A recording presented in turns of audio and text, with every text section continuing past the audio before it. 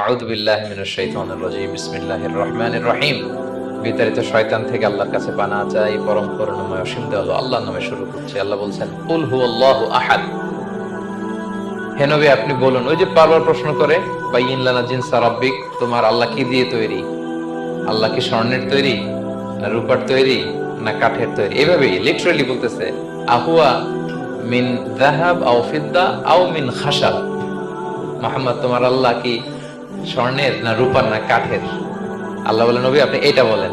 কুল, নবী আপনি বলুন, হুয়াল্লাহু আহাদ। আল্লাহ হচ্ছে এক। তোমরা যেরকম আল্লাহকে ভাবো, আল্লাহ আসলে ওইরকম নয়। আল্লাহর সত্তাটা আমাদের মতো নয়, সৃষ্টিগত সত্তার মতো নয়। আমরা এটাতে প্রায় ভুল করে ফেলি। অনেকে এমন এমন প্রশ্ন করি আল্লাহর সাথে, মনে হয় যেন আল্লাহ আমার একেবারে, আমরা নিজেরা নিজেরা যেরকম ওইরকম।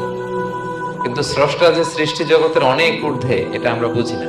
তিনি সময়ের ঊর্ধ্বে, তিনি স্থানের ঊর্ধ্বে, তিনি কালের ঊর্ধ্বে, সবকিছুর ঊর্ধ্বে। যেমন আমাদের তিনটা কাল আছে, হ্যাঁ, অতীত, তারপর বর্তমান, যেটাকে ধরা যায় না, প্রতি সেকেন্ডে, ন্যানো সেকেন্ডে এটা অতীত হয়ে যাচ্ছে। আর যেটা সামনে ঘটবে, এটা কি? ফিউচার, ভবিষ্যৎ। আল্লাহরও কি এরকম অতীত, বর্তমান, ভবিষ্যৎ আছে? সময়টা আমাদের জন্য। উনি তো সময়ের স্রষ্টা, ওনার সাথে আপনি সময় সেট করতে পারবেন না, উনি সময়ের ঊর্ধ্বে।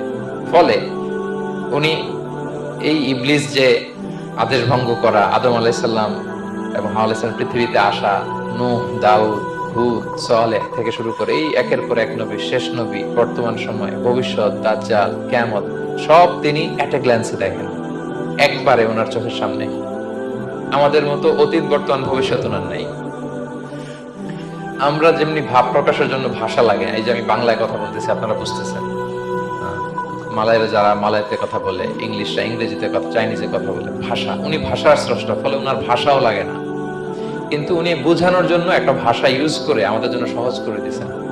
একটা ভাষায় না বললে তো আমরা বুঝবো না, ফলে উনি আরবি ভাষায় কোরআনটাকে নাজিল করেছেন, যাতে আমরা বুঝি। কিন্তু উনি ভাষার মুখাপেক্ষী না, ওনাকে সময়, কাল, ভাষা কোনো কিছু দিয়ে বাধা যায় না। উনি সবকিছুর ঊর্ধ্বে, সবকিছুর ঊর্ধ্বে। এবং আল্লাহ কোথায় আছেন? আমরা বলি যে আরশের উপরে আছেন। সেখানে ওই এরিয়াটা হচ্ছে লা জামান লা মাকান, ওখানে সময়, তারপর কাল, এগুলো ওখানে যায় না। আল্লাহর সাথে এই প্রশ্নগুলো একেবারেই অবান্তর। ফলে আমরা যে প্রশ্নগুলো হুট করে না বোঝার কারণে করে ফেলি, যেহেতু আমাদের খুব সীমিত জ্ঞান, ফলে আমরা সৃষ্টির সাথে স্রষ্টাকে গুলিয়ে ফেলি। কিন্তু উনি কিন্তু আমাদের মতো নন।